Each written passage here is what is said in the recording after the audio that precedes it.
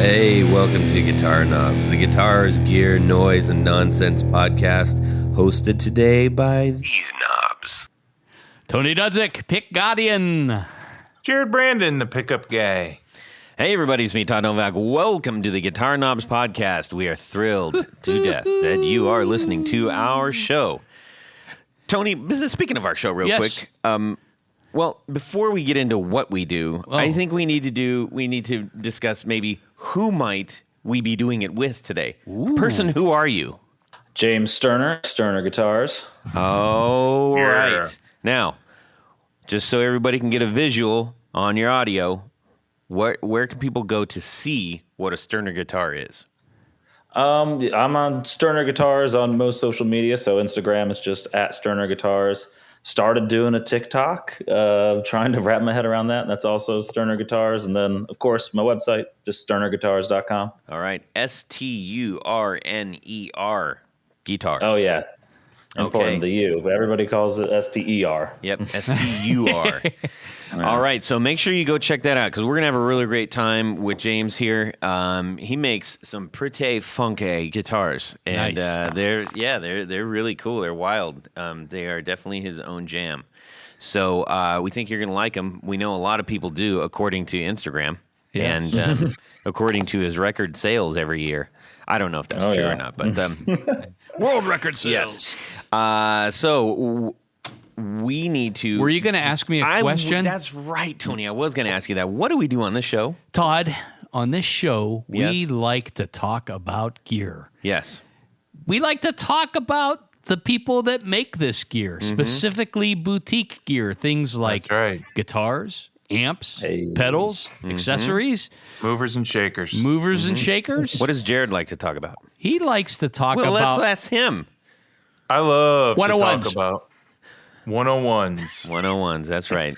Learning stuff. we like to learn So about if you don't know things. what a 101 is, if you go back into our catalog, we have featured several episodes where we say it's a 101, like a class. Yeah, it's we've the done basics. It's speakers and pickups general understanding. and So, we've got people of all levels who are listening. And even if you're super experienced, you can always learn something new. Yeah, So, that's right. that's a big part of the show, whether it's learning some kind of technical thing new or learning about a new product or a new guitar builder like James here. yeah, absolutely. Hey. Yes. So we're shining a light on a lot of things. Yes. We're trying to, anyways, with a pen light. It's not very big, but anyways. Do you have any announcements, Todd? I do. Let me get to those. So I wanted to. Okay, we love featuring mail that we get, or I don't know if it's called mail, messages, email, whatever you want to call it. So this one came in from Bob Crouch. Bob Crouch is one of our new supporters, and we are grateful to him for that. Absolutely. It says, guys, I absolutely love your show, and I'm quite happy to be on board to help. I do a lot of driving and long road trips for my profession, and the podcast has been a massive source of enjoyment for getting me through some of those drives. I'm a longtime gear nerd, so this show is like hanging out with a bunch of folks like me who I really did not think existed. He says, gear of choice. I am a very amateur luthier. Just for fun, I did make a brand name and Instagram page for my stuff at Cindalee Guitars. So that's CINDALEE _ guitars. That's on Instagram. Even though I do not sell any instruments. Someday, Bob. Yeah. Learning for me is all self-taught at the moment, so a lot of it is YouTube fail repeat, as he says. As such, my stuff is pretty pedestrian by way of comparison to others out there, but I'm practicing and improving all the time. That's what it's about. If you're doing it and you're happy, that's a pretty great thing to be experiencing. Absolutely. By the time you make your 10th build, you'll know exactly what you're doing. Yes. My only two real pieces of gear are my 1981 Gibson CMT Explorer and my orange Rockerverb MK2 50-watt combo. Jared, let me ask you really quick. The orange, you have a couple of orange amps. Are you familiar with the orange Rockerverb MK2 50-watt combo? Yeah, I don't have one of those. I have a couple of AD30s. Okay, all right. Jared is a fan of the orange sound. They are great amps. Yeah. Yeah. I've always been curious about if my stuff would sound good with the orange, but I guess my curiosity has been great enough to actually do it. Maybe someday. Curiosity killed Well, the I cat. can only, that's another expense. So he says the support commitment is kind of a no-brainer in my opinion. Putting money into a show that is entertaining and always carrying a positive vibe is worth the cheddar. That's a nice way to put it. I like that. Yeah. Thank you. You guys never talk down to anyone, never badmouth anyone, and seem to have a positive thing to say about all facets of guitardom, with the obvious exception of being the Todd and his hatred of Strats. Anyway, so cheers, Bob. Thanks so much, Thanks, Bob. There's a lot of nevers in there. We do our best to try to stay on the Yeah. bright side of life if we can. But never is sometimes a dangerous word. Never and always can usually get you into trouble. Yes. Ask any marriage counselor. Yeah, that's a great thing for you, James. I think that's a great thing you could write up on your classroom and above the door. Never and always usually Words of gets wisdom. you into trouble. Oh boy. The soft maybes for everything. Yes. So, by the way, people, James is a teacher. He's going to tell us all about that. So just hold on. I'm not ignoring him. I just wanted to set that up for him to knock it down later. Yeah. Buckle up, gang. All right. We also, drum roll, Tony, Jared, James. We've got a winner. a winner For the Spark Amp giveaway. This has been a long time coming, ladies and gentlemen. And we are brother. so thrilled to announce that Rick Leander, something along those lines, is the winner of the Spark Amp. He's based in Aurora, Colorado. Aurora, Colorado. Easy for your Yeah. That's very cool. So I believe the rural juror is also in Aurora, Colorado. Anyways, whatever. Wow. Yeah, a little 30 Rock for y'all. Yeah. So Well, we're that's really cool. excited for him. Yeah, that's great. He's going to love it. Oh, He's going to man. absolutely love it. Well, Grab the walls. Grab everything that's shaking. Jared's Oh no. Jared's grandfather clock is chiming. grab the china. There it I is. love that clock. I love it. That's a reference to arguably my favorite movie of all time, Mary Poppins. The real Mary Poppins. Yes. Yeah. The real one. Yes. So, hey, by the way, if you want your own Spark amp and you Yes. want to save a little bit of, as Bob says, cheddar, I did, and I did. that's right. You can go to Spark amps. So go to positivegrid.com, okay, and you're going to find your Spark amp, and you can use guitar knobs, all uppercase.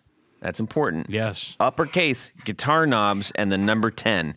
And you're going to save $10 off of whatever great deal they already have. They have on some top of it. Crazy good deals. Yeah. Crazy So, good. Get yourself one. You've heard us talk about it plenty. Okay, everybody. Let's find out what's going on in our music worlds this week. We're going to start off with Tanya. Yeah. And then we're going to check out what James is doing. Well, speaking of Spark amps, last Saturday I ordered my Spark amp while we were doing a podcast. That's right. So And- did John Esterly. And John Esterly did too. And it showed up yesterday. Amazing. Now, my only gripe is it wants me to do a firmware upgrade, Well, which, that's probably good. yeah, I mean, it's probably good, but it's, you have to go to a computer and then you have to plug that You into don't the have Spark. to do it. Well, I know, but I'm sure there's some really extra cool stuff that Right. they're doing on there. So, but in the meantime, until I get all that taken care of, I hooked it up Bluetooth It's with like my one iPhone. chord, bang, you're in there. I know it's easy, Yeah, all right. but I've You been, must have a pretty good life if all you can complain about is the easy stuff. Jiminy Christmas. so that was a very cool, nice bonus surprise yesterday that showed up. Also yesterday, a pair of Lindy Fralin P90s showed up for my Epiphone Wilshire. Very cool. The reissue that came out. Oh my God. I shouldn't be this surprised because I've put Lindy's pickups in a lot of other things, especially as P90s, and they always sound fantastic. And I mean, the difference between what was stock in that Epiphone and throwing a pair of Fralin P90s in there was just, I mean, it's unbelievable. And it just sounds like a totally different guitar. It has the sound that I like in a guitar, especially from P90s. So very happy about that. I actually soldered everything in today, and my usual soldered it? I soldered it. And my usual mix is I like to go with a stock output for the neck and a +5 on the bridge. So that kind of helps balance things out a little bit and darkens up the bridge ever so slightly.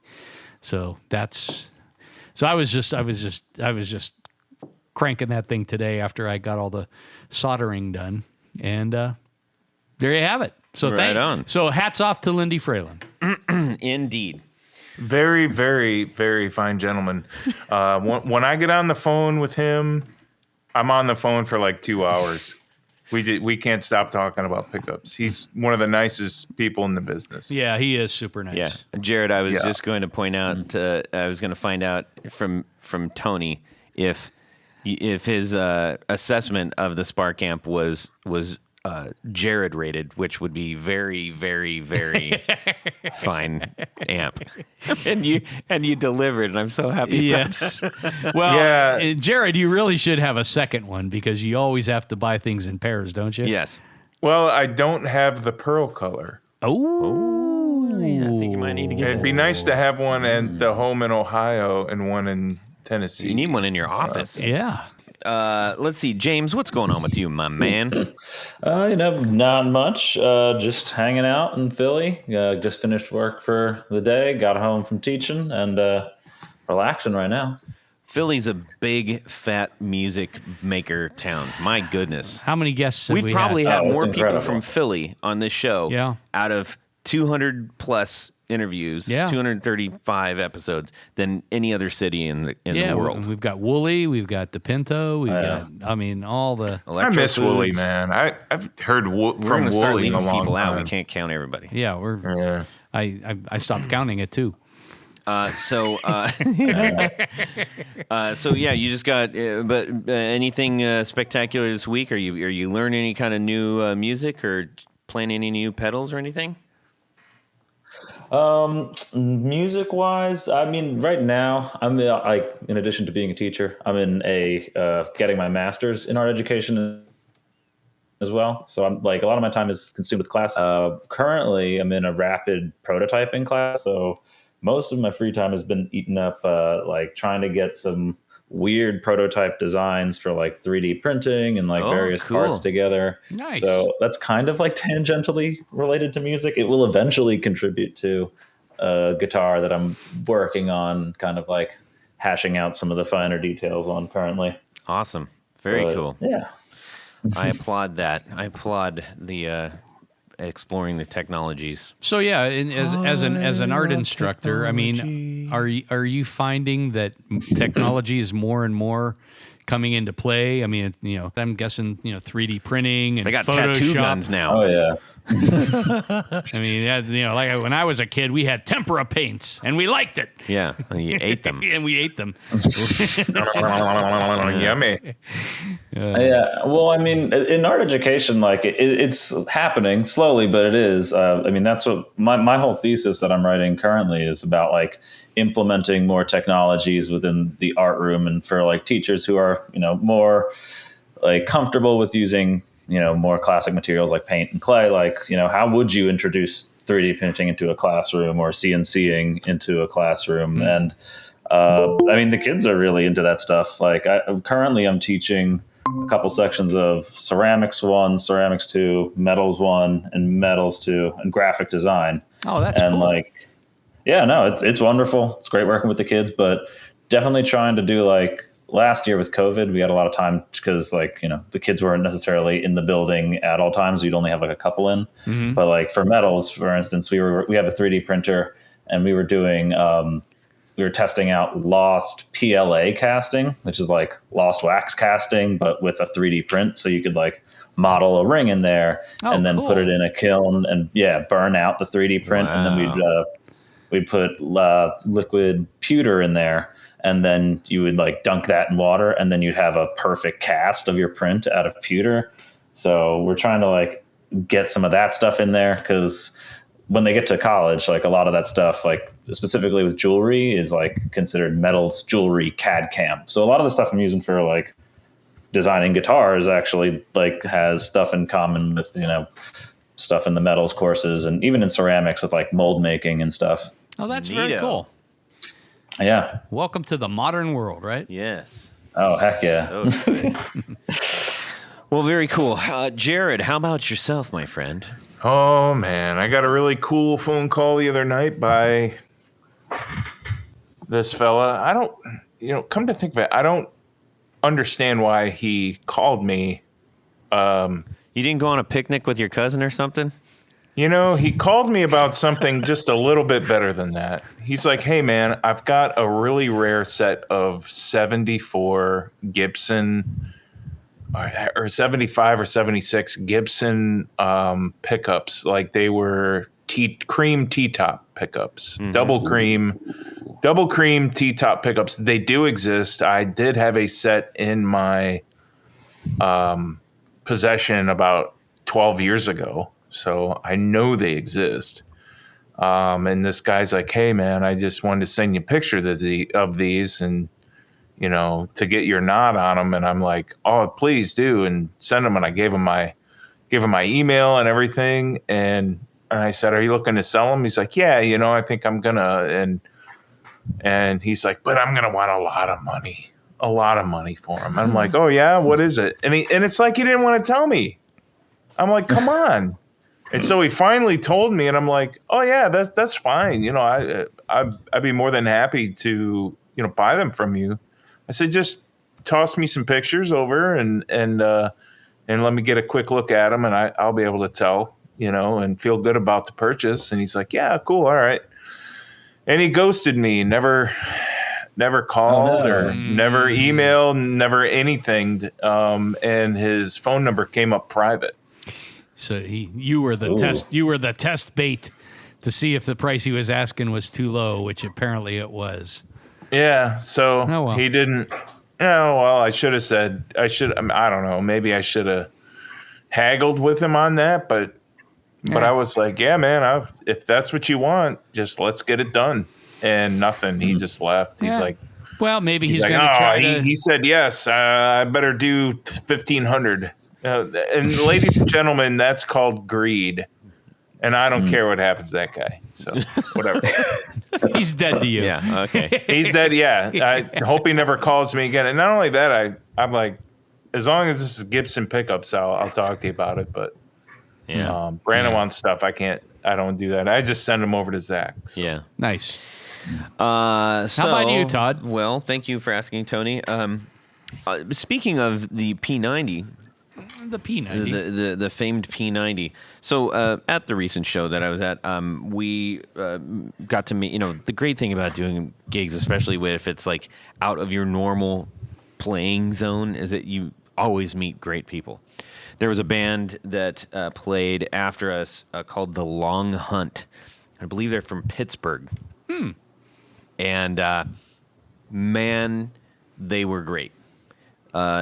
Instrumental. And they were so good.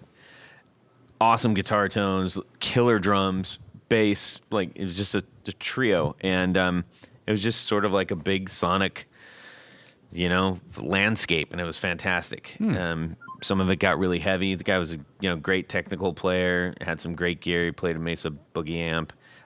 But after our show, he came up before he went on. He says, man, those P90s sounded amazing.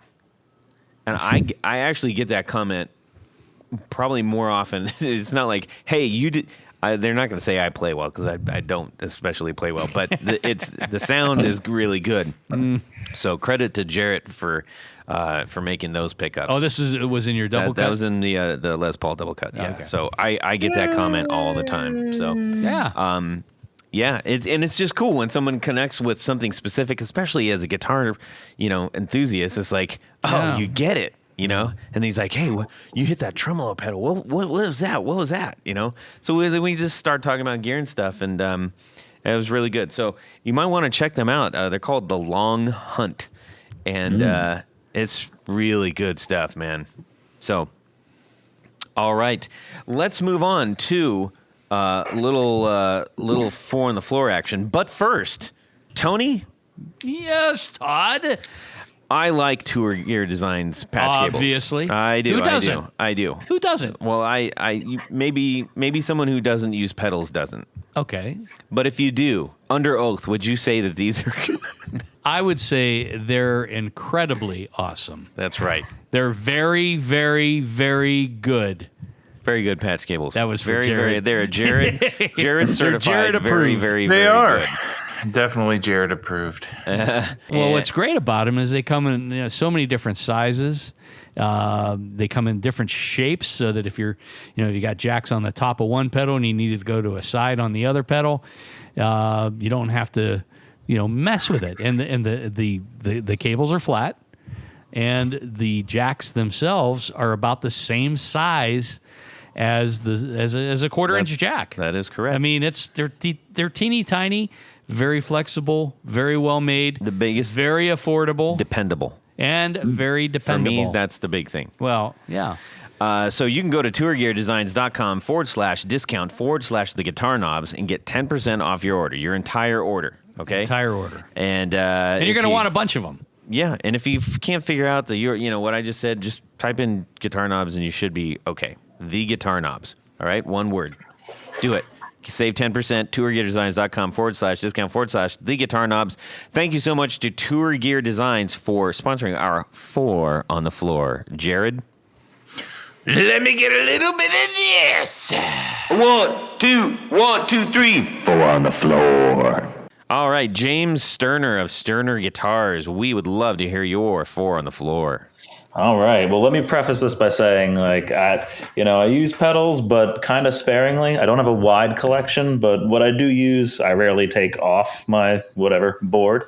So to start, the first thing I have, I don't even know if these people exist as a company anymore, but it is a Deadbeat Audio Thank You Distortion Sustain pedal. Wow. Yeah, it was weird. I saw it on Instagram. They were really cheap. It was $50, and I was like, for that price, I might as well check it out and see if it's worth it. And it's pretty versatile. You can just use it for whatever. I rarely use distortion, but whenever I do need it, this seems to fit the bill. So I would say in the end, it was worth the $50. If you can find them, check them out. I'm pretty sure I saw that the company closed. Oh, wait, now I know what you're talking about. Yes. Yeah, they were weird. It just came up on my Instagram, and I was like, why not?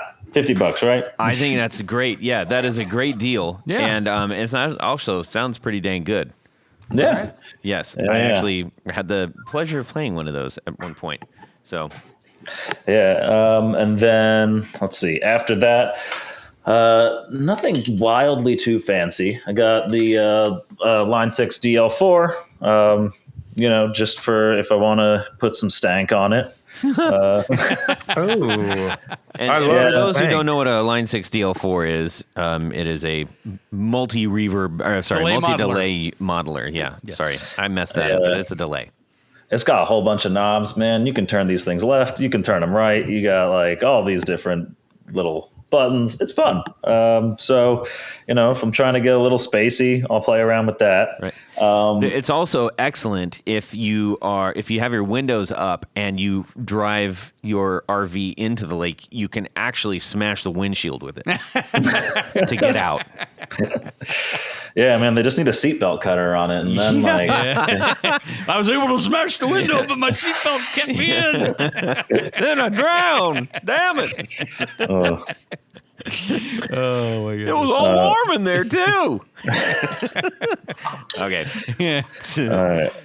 Let's see. After that, the Electro Harmonics, the Holy Grail Nano, just for some reverb. I picked this thing up.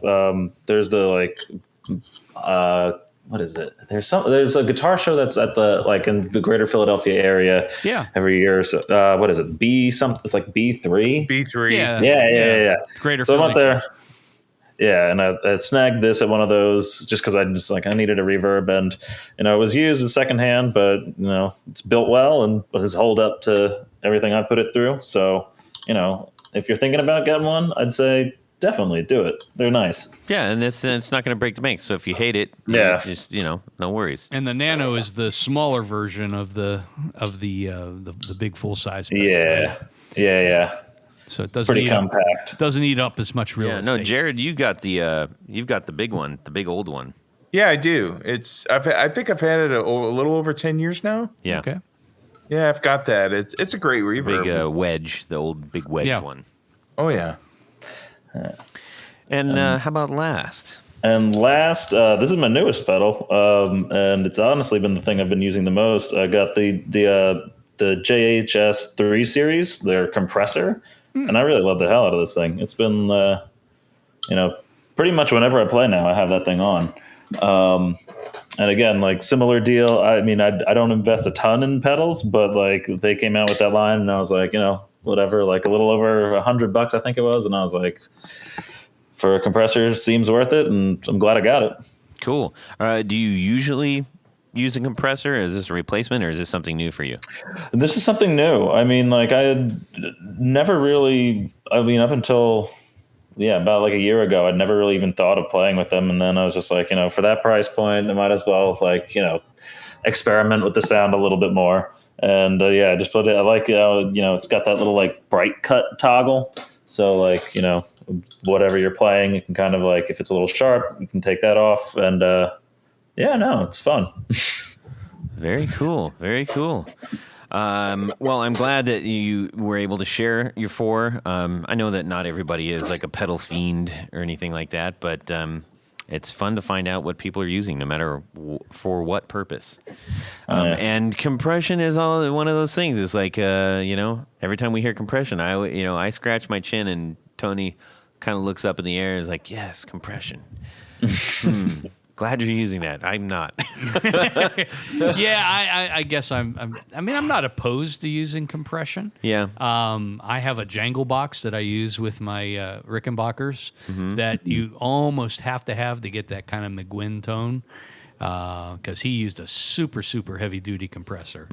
And in fact, Jangle Box 240 psi, if I recall.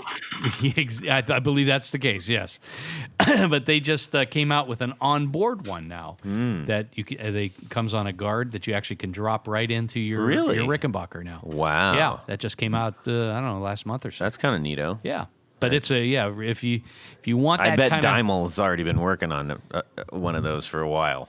He's probably got something maybe similar. Frank Dymel. Oh my goodness. Yes. What a builder that guy is. Well, very cool. Thank you for sharing that, Tony. I did actually ask, because I don't want to just play ignorant and stupid my whole life. So I asked John, I said, hey, John, what about I didn't even finish. He's like, absolutely not. Not for you, you dum-dum. That's literally what he says. Just stop. Okay, I'll take your word for it. John? Well, when you start your country music band, you can get one. Yeah. So anyways, we are going to get on with the interview portion Yes. of the show. And we've got James Sturner from Sturner Guitars. And again, if you haven't gone there yet, go to SturnerGuitars.com or check them out on Instagram, wherever you might be at. And you're probably going to do a double take. As soon as you hear it, you're like, roar. These are some funky looking guitars, man. You definitely have cut yourself a niche, or several. At least three niches. Oh yeah. And more to come. Yeah. So what we're referring to is the radical shapes of these guitars. Can you just kind of maybe explain that for the listeners so we can get the ball rolling? Yeah, for sure. So, I mean, they're definitely more angular. Whenever people see them for the first time, like some of the comments, like a lot of people will be like, like this looks like the Jetsons guitar, or like, I mean, similar kind of to like those Ernie Ball, the St. Vincent guitars, like that comparison gets made a lot. And yeah, they do have a lot of straight lines to them. They're not very curved. But as far as like the design goes, by not very, you mean not at all. Sure. Yeah. Okay. Let's just make that clear. Yes. No. A lot of no protractors hanging around in your studio. No. The French curve's got a lot of dust on it. But yeah, no. I think the reason I kind of got into that, I mean, growing up, I was always a big like White Stripes fan, and you'd see Jack White with like those airline guitars, and like it was always so striking. And I mean, that's not totally like straight all around, but compared to most of what I was seeing, definitely had its own unique kind of flair to it. So when I was silly enough to be like, I'm going to start designing my own guitars, I kind of carried that over, and then just kind of would pick like one either like slope or angle, and try and just kind of repeat that throughout the guitar design. So like, I mean, it might not come across in podcast form, but if you're looking at the guitars, for instance, one of my models, the 1129, like the angle of all the verticals or would-be verticals share the same angles. Yes. Even so much as like, if you look at the horns or what I guess what you'd consider horns, the angle between the highest point on the left side and the highest point on the right side, that slope is the same slope as like the angle for the upper bout, or the left and right bout, like where it cuts in kind of. Does that make sense? And just so like, yeah, picking an angle or like a handful of them, and just like never really, when putting these straight lines in there, never really guessing, just having like, it needs to go to the left, I better reuse that angle. And yeah, that's kind of my design process. It's kind of hard to articulate, but hopefully that like makes a little sense. Well, if you only have one ruler, I mean, that's what's going to happen, I suppose. Yeah. It's funny when we were all talking about this, I think we kind of all said like simultaneously said, sort of like you mentioned airline, and our good friend Brian Nutter, if airline and Nutter had a baby. Oh yeah, that's kind of what this is kind of looking at. Yeah, and I mean, even like what you guys were mentioning earlier about like Philly with like the scene, like, so I went to school at Temple, so right on Girard is DePinto Guitars, and that was like walking distance from where I was living. So I was seeing like all these space age, like really wild contours. Yeah. So like I've always had that back in like the back of my head. Like Chris's work is incredible, and like, wildly influential. So he was a great guest. We had him on maybe about 10, 12, something like that. Yeah, it wasn't he's been a really great Brandon Wound client as well. Yeah, really glad. Yeah.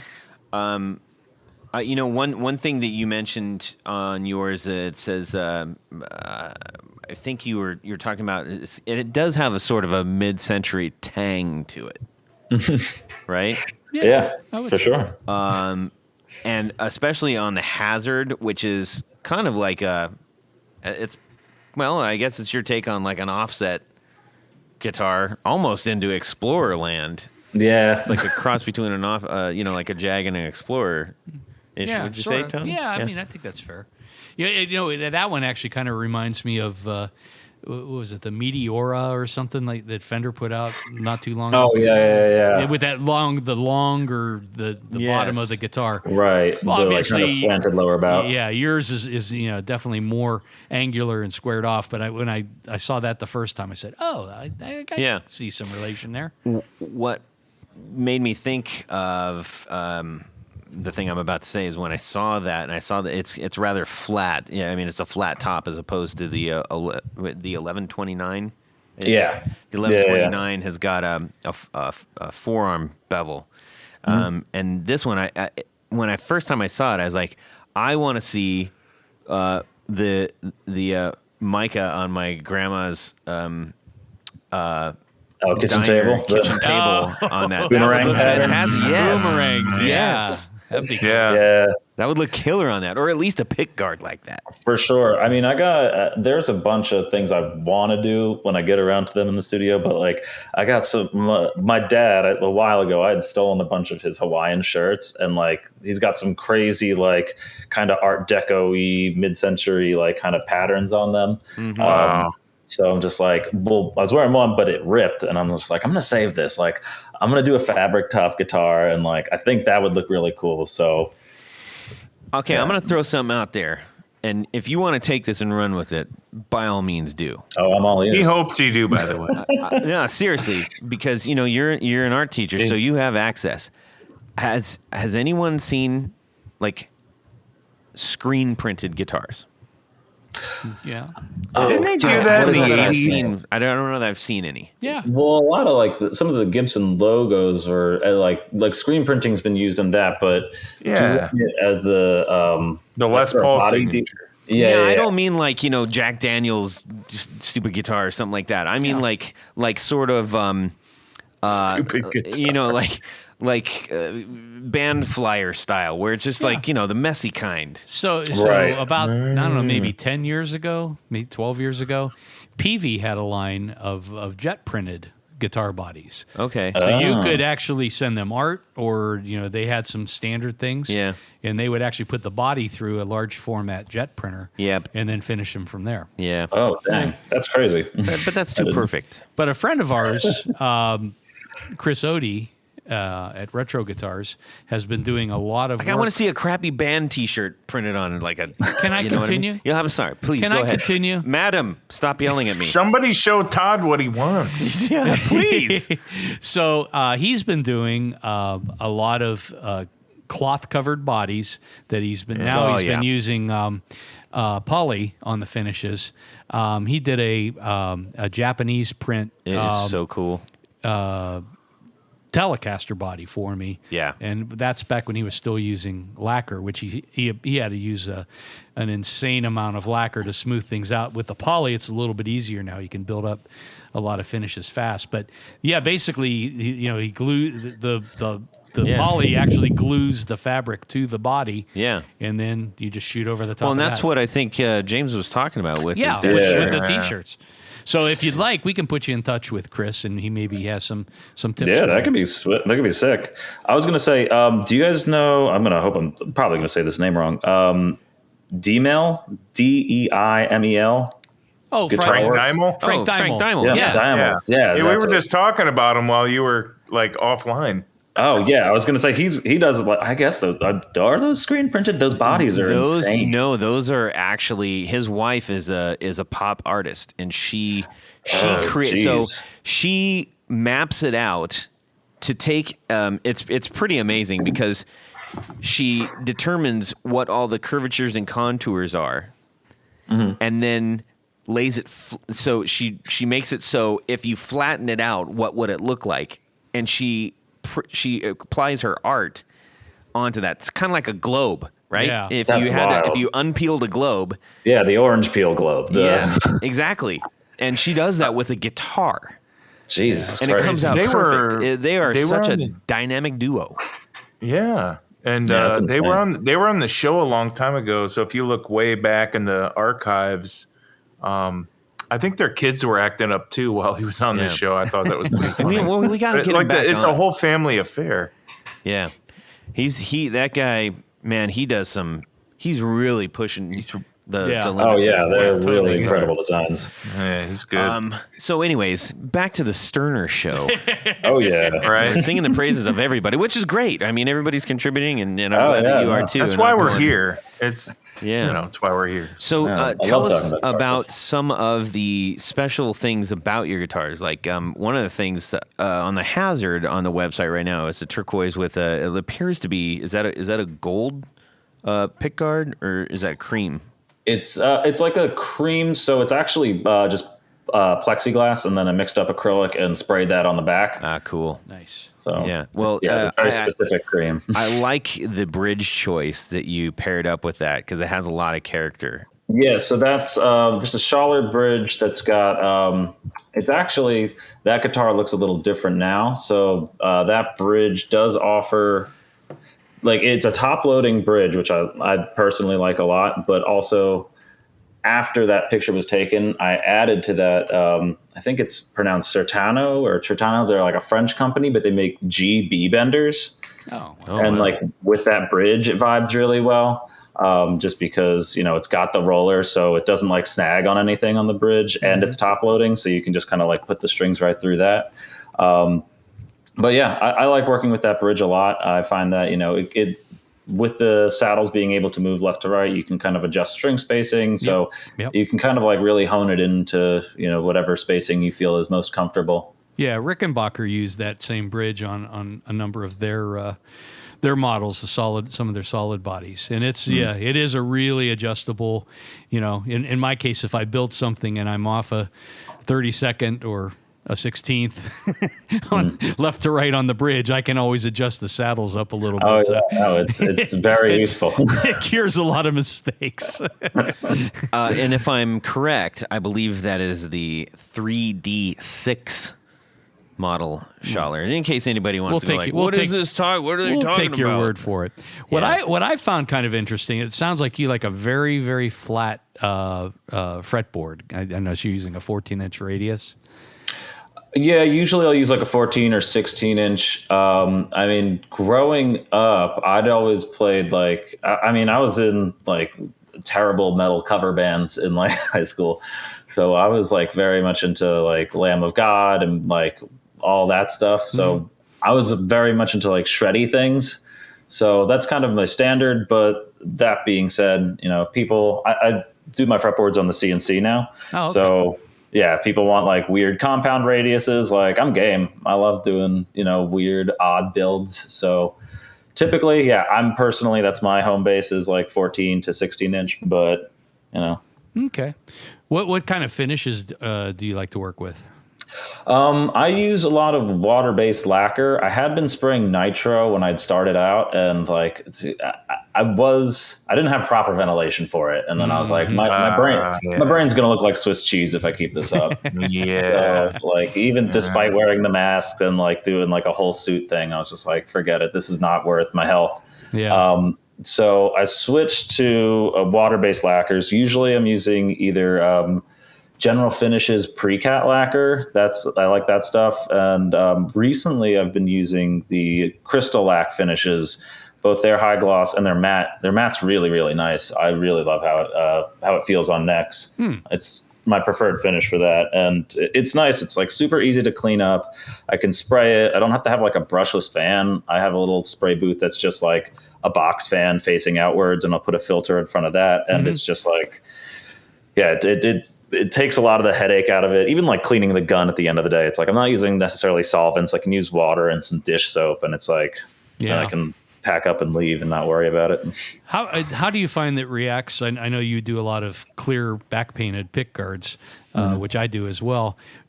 Does the water base work okay with the clear plexi?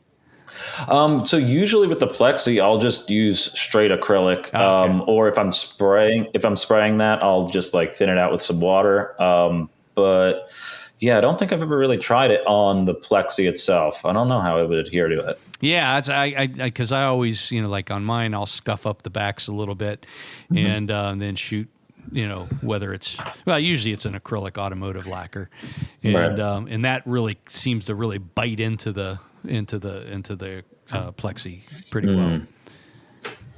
Man, this is some cool stuff. If anybody's perusing the Instagram, it's just I love that you are playing pretty far outside of the old box. I'm trying to reinvent the wheel, I guess. Well, let's go back to the very beginning. How did you get involved with with music in general? Nobody cares about that, Tony. Never mind. Yeah, never what mind. Was your Everybody what was your cares first about guitar? What was your first guitar? Well, my mom, she had played for, years, and she had some acoustics. So I learned on like these like really old 12 strings. Like, I don't even remember the brand. It was just like the action was really high and it was like really brutal. But with my first guitar that like was mine, it was an Epiphone SG. Yes. Jared Yeah. can't stand SGs.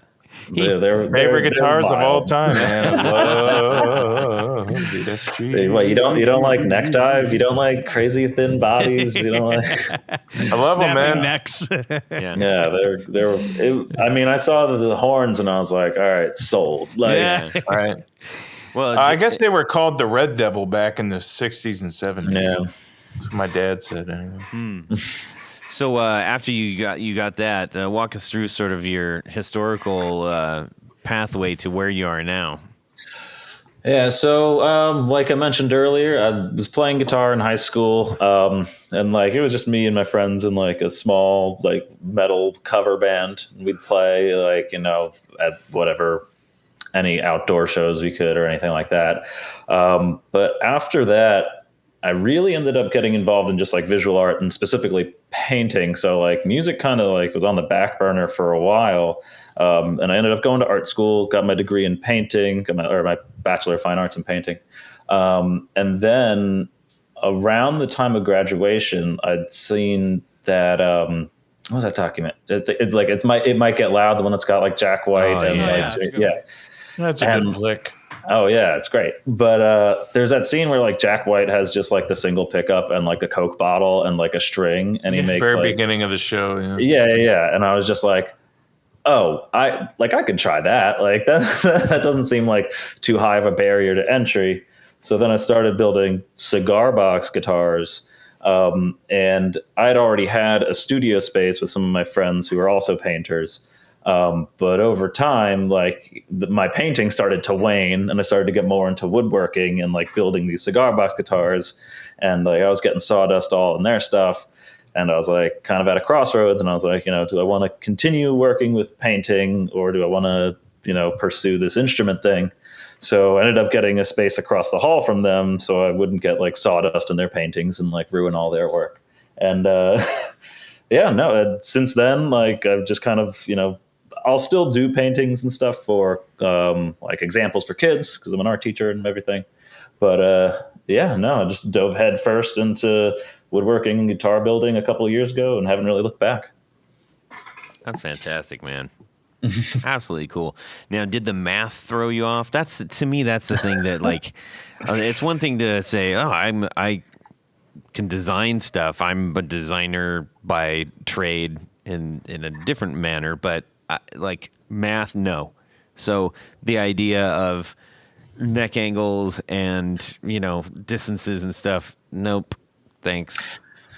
Yeah, well, that was the thing that was like I think it was having a good entry point with the cigar box guitars because that like I didn't know what I didn't know, so like I was just like getting I'd get like hinges for like cabinets from Home Depot and I'd use that as like a bridge and a nut.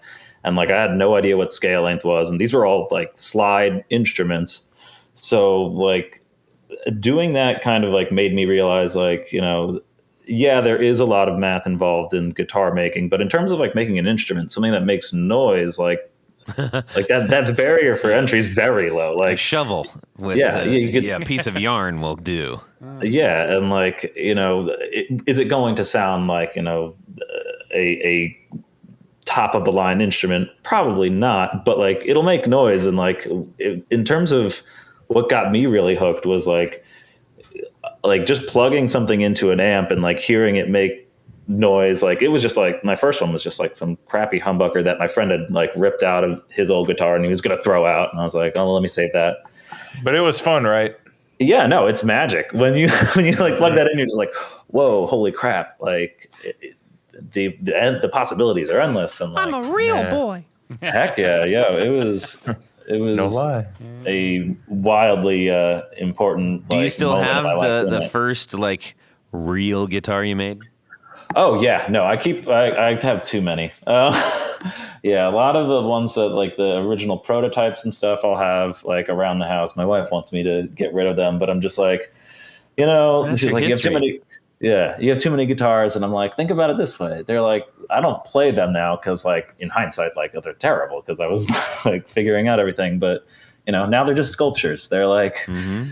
you know, there's something to hang on the wall, and like, it is nice to kind of go back to them every once in a while and be like, oh yeah, no, like, I have come a long way. Like, yeah, I don't know. There's that video of like, when I think about like my own kind of hubris starting out, like there's that video of Paul Reed Smith. I forget which talk he was doing, and he's just like, yeah, no, you don't really get good until you hit like guitar 30. And like back then I was like, that's crazy. And now I'm like, oh yeah, no, it takes about that much. like, He was right. No way. yeah, no, turns out Paul Reed Smith knows a little bit about guitars. Yeah, that is fantastic, man. Now, so lightning question here. Aside from your own guitars, you said you had several, and you had to make a quick dash because the apparently there's a wildfire in your neighborhood in Philadelphia. It could happen. It could happen. Yeah, some of the trash cans. What do you? There's dumpster fire. Yeah, someone lined up a row of dumpsters around your house and let them all on fire. What do you grab? Oh man, if I'm grabbing something, I don't know. I mean, probably. It's getting hot. Think fast. Oh god! Oh god! Oh god! In my house, I have an old Ibanez that was like one of the first guitars I really got into playing. I don't even know what model it is. It's gray. I get that one. The gray Ibanez.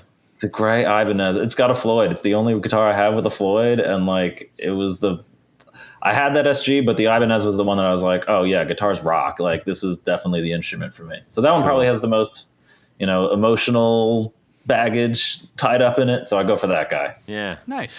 Now, you mentioned that you were playing some, very astounding metal cover bands in school. Oh, heck yeah.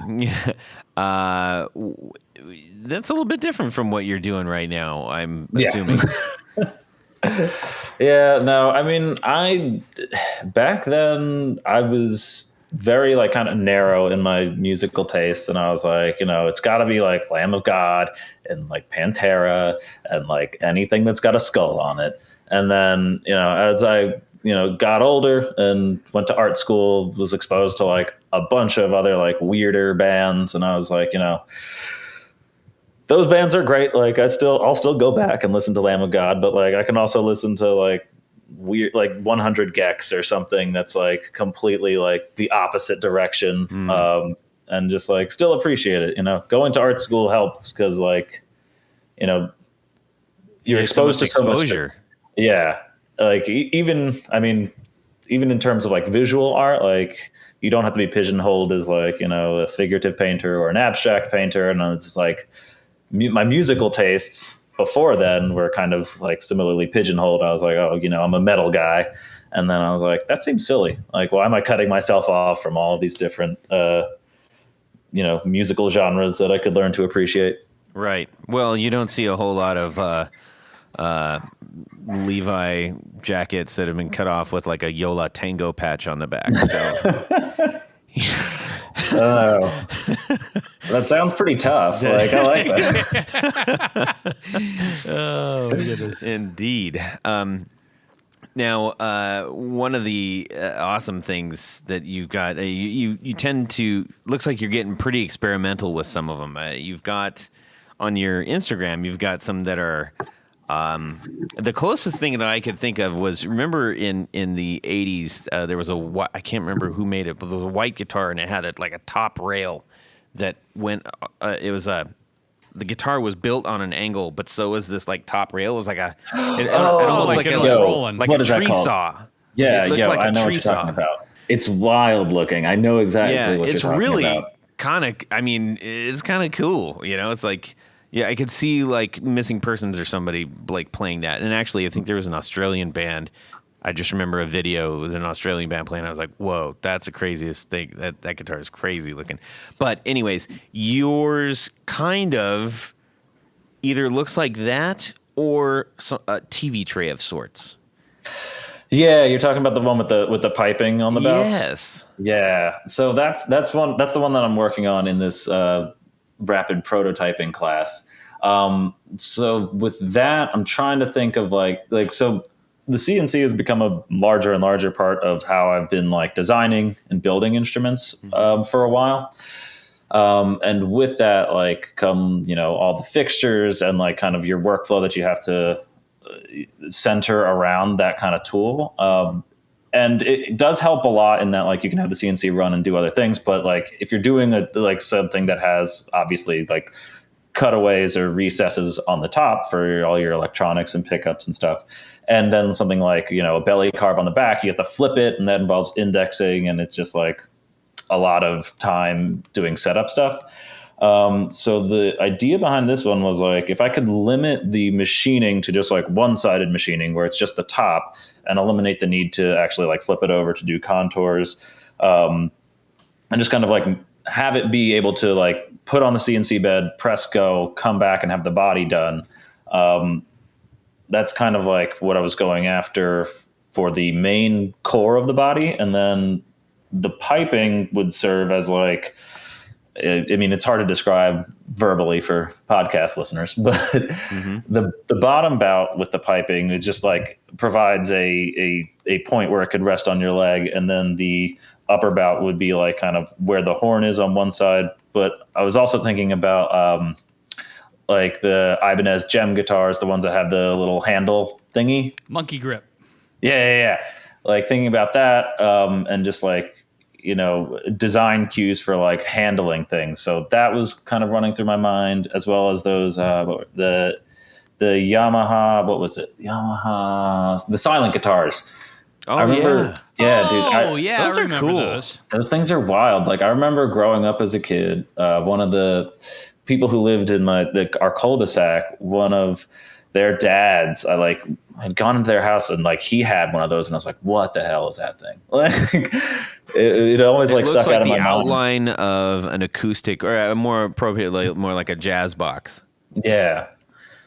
So like I always found that really like a kind of compelling design, and for that model they have like piezo saddle pickups in that, but I was just like that kind of design thinking kind of lends itself towards electrics. I'd say like more so than acoustics, because like I mean with electrics it's so much in the pickups that like really as long as you have something that you can house them in, like the rest of the body like outside of the core geometry of like the bridge and stuff like is kind of up for grabs.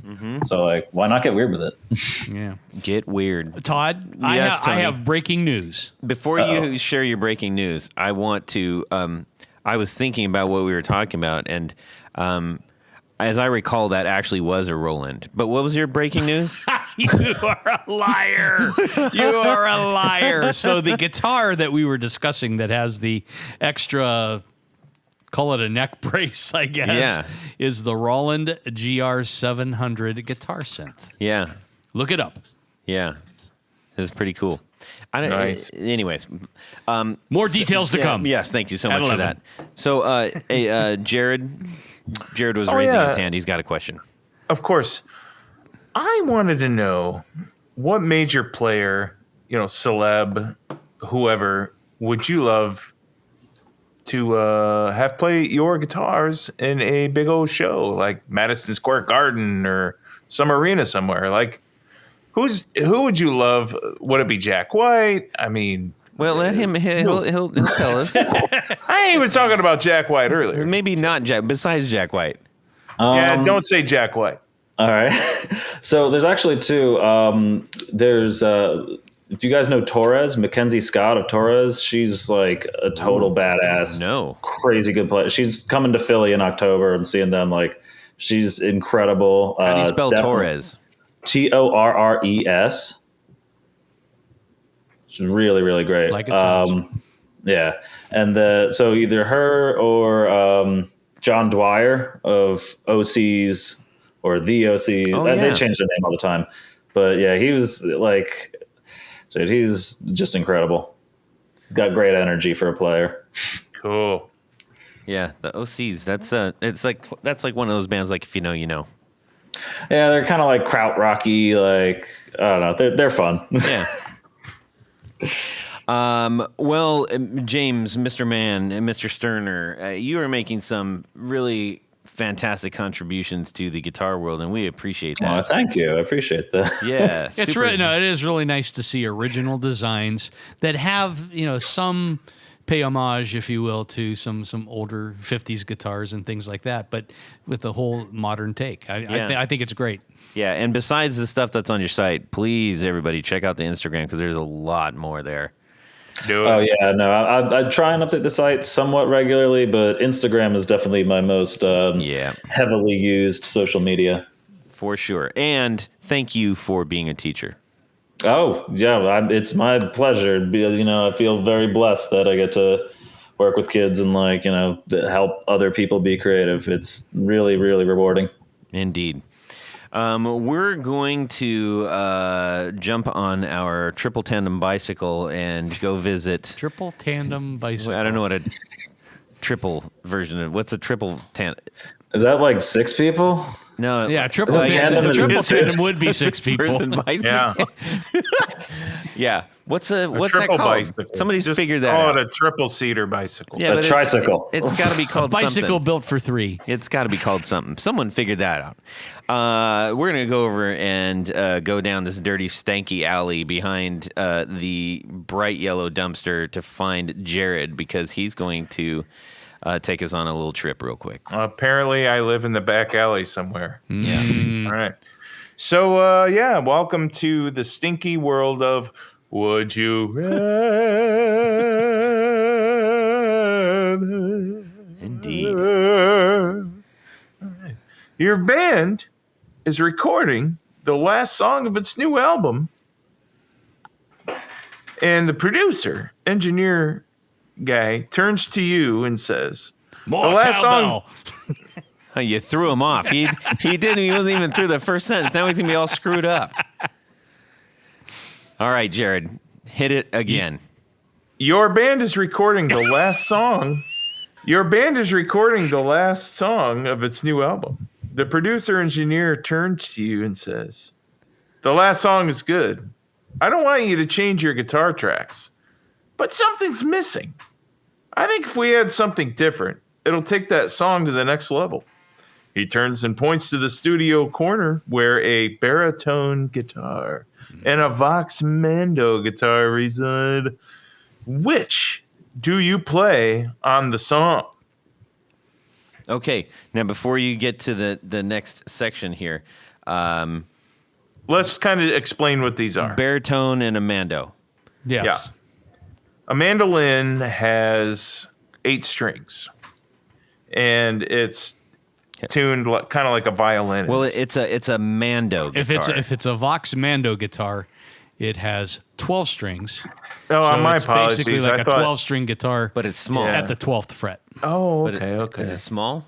Yeah, it's general. They were like that painter's palette body shape. Oh my Yeah. gosh, I'd have to see a picture. Why would anybody want to play that? When I'm you looking said at it right Mando, now. I'm thinking like I've built mandolin. several. Yeah. I just didn't want to spell out mandolin. Yeah. Oh, And then a interesting. baritone on the flip side of that. Is 4 usually tuned. No, it's a 6-string guitar. Oh, that's a tenor. I'm thinking. Yeah, you're thinking of a tenor that's tuned like a I'm banjo. all over the Yeah. place, man. I'm But sorry. no, a baritone guitar is generally tuned down Oh yeah. 2 steps. Yeah, John. It's based in C or B. It's tuned in B. Yeah. I forget what it is. Yeah, the famous But- one is the Fender Bass 6. Bass 6. But that's technically not a A baritone. baritone? yeah, it's an ovation. More the more prevalent one, at least in studio work, was the Dan Electro.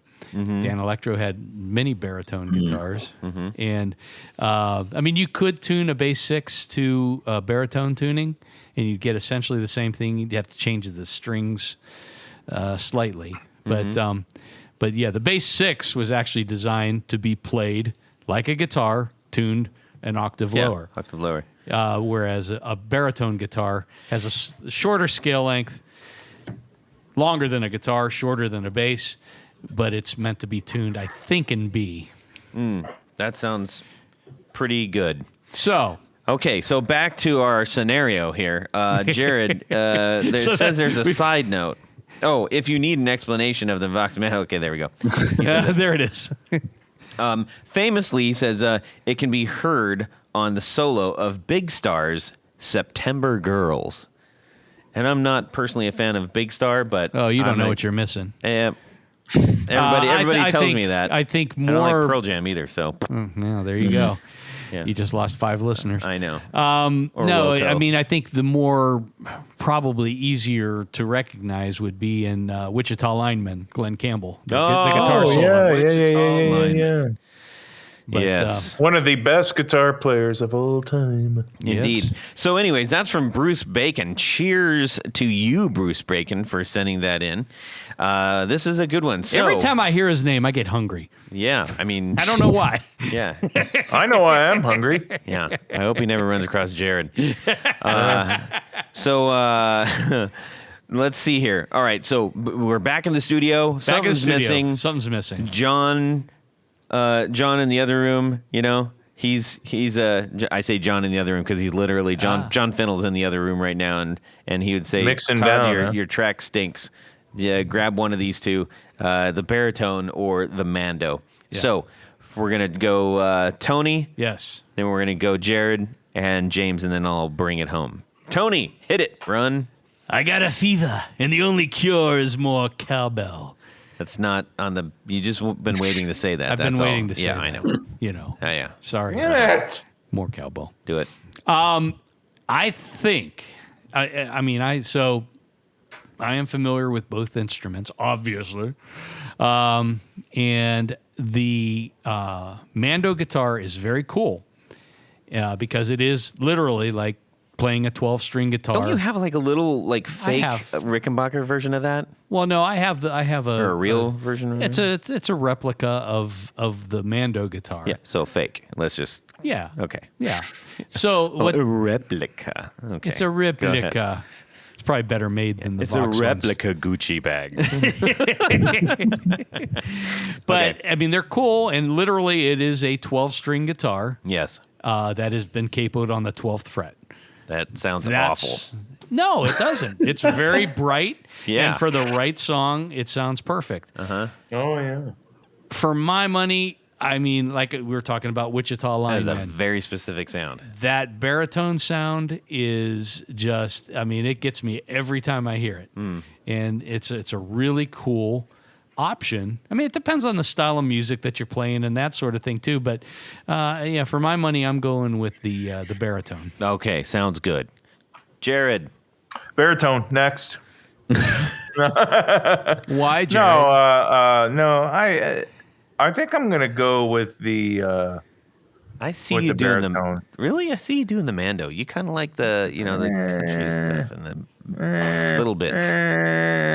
The wheedly. No, the Wichita lineman, same. I share the same, opinion as Tony on that. It was Tony's not on an island so far. That's no. great. It also appears Tony, on Galveston too. Oh, that's Yeah. great. Yeah, so it won't Glenn rust. Campbell was he was a guitar genius. He was one of the best to play, and you know what? Honestly, he can make anything sound really good. And he didn't read a lick of music. No, like me. Nah, he was just. I'm he was I'm really exactly the same. Yeah, you are just in the same league. Me and Glenn. good. Why aren't you at James. Capitol Records? James, what are you doing?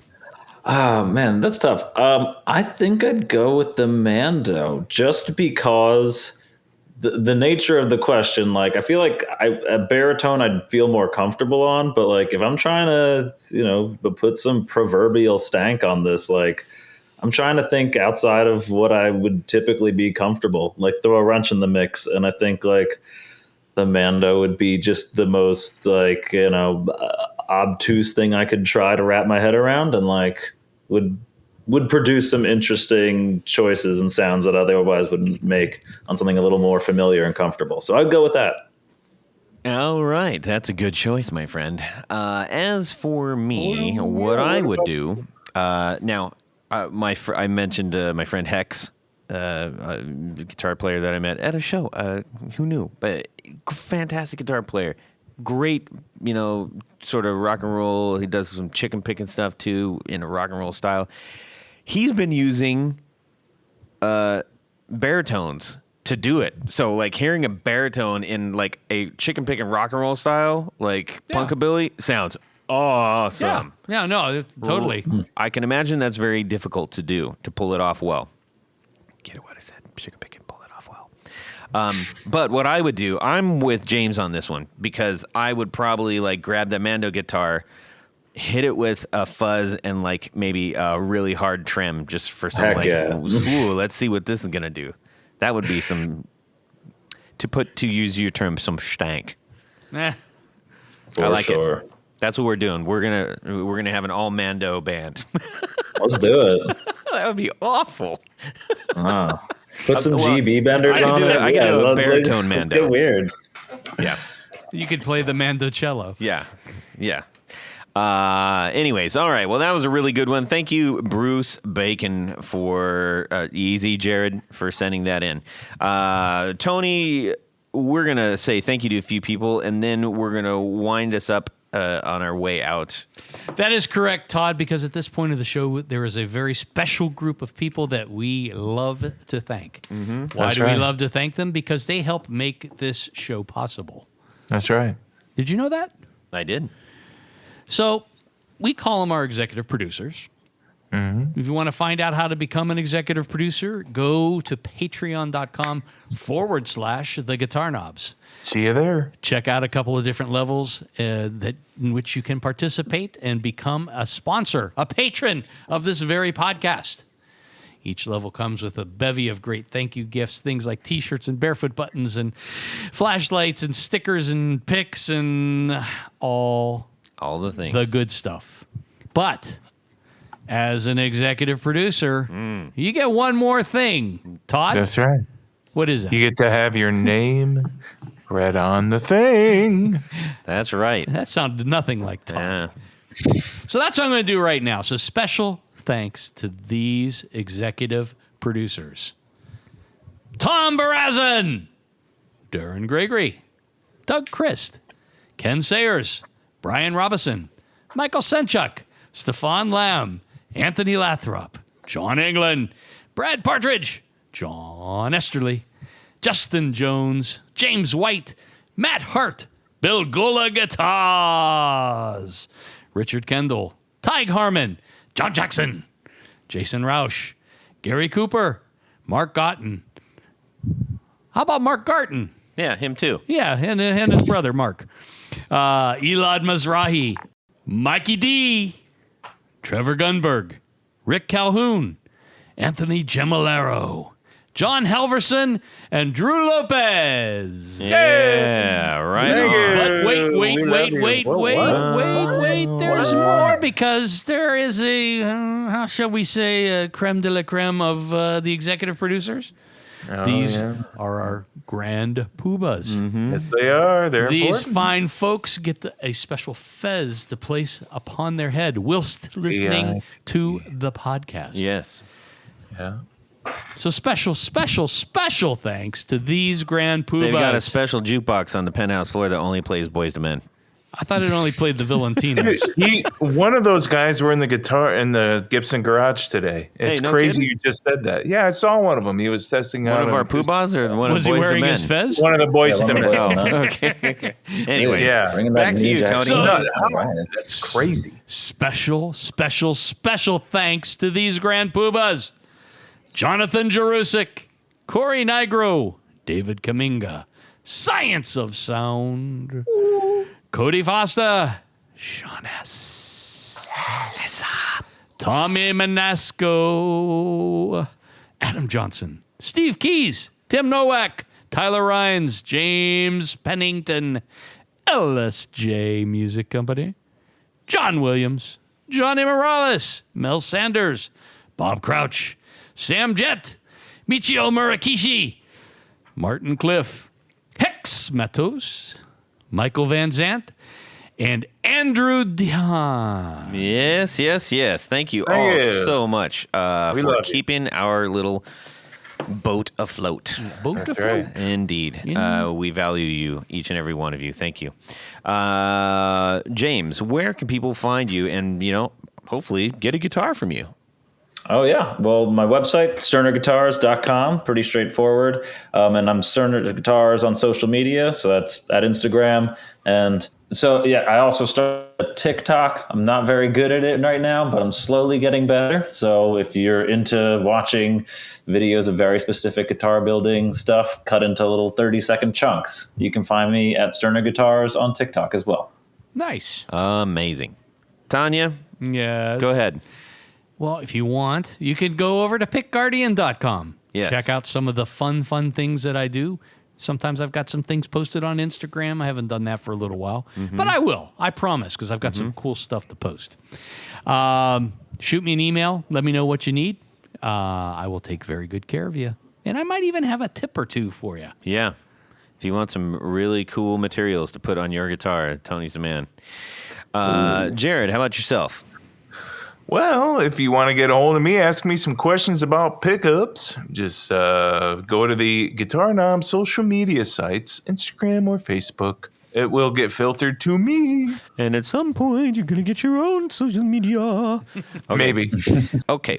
Someday. You can send me an email, todd@theguitarknobs.com. You can also shoot me a DM on Instagram at Guitar Knobs. We'd love to hear from you. Please send us your Would You Rathers. We love when we get really fun ones in. It's the spice of life. Whatever what's the Scottish phrase for that? Anyways, have a fantastic guitar week, everybody, and subscribe. Yeah. I am a swordsman. Oh, absolutely. The fries are awesome. Let me know when I can wake up from my nap. Shut it. Cutting in and out. Goodbye, buddy. You are cutting in and out. There you are. Okay, I'm in the background working on stuff. He's on the background working on stuff. Oh, man, I got a chocolate shake today. Yeah. Yeah. I heard that. That's not going to smell good there. No, it's not. Yeah. I'm never going to eat dinner tonight. There's someone in the kitchen with Dinah. Someone in the kitchen, I know. All right. A blunderbussman. Doesn't quite have the ring to it. Yeah. It comes with a good cherry with a stem, not just a canned cherry. It's a good, like a cherry. Schooly boo, schooly boo, schooly booly booly boo. We're solving problems by the bushel. The chocolate is so good. It just comes in a flimsy cup. That's the only thing I don't like. Nice, sturdy, thick straw. That was weird. My bad. It didn't feel right. I know. Good tasting whoop cream. Yes. You're starving, Jared. That's not good. Someone in the kitchen with Dinah, strumming on the old fiddle, playing fee-fi, fiddly-I-O, fee-fi, fiddly-I-O. Hopefully that was relatively painless. Well, that's it for these knobs. Please visit our Patreon page at patreon.com/theguitarknobs. Visit our website at theguitarknobs.com for all of our past episodes, 4 on the Floor blog, and other good stuff. You can connect with us on social too at our Facebook page and share your gear and stories on our Facebook group. Also, be sure to check out our Instagram at Guitar Knobs. Catch you next time.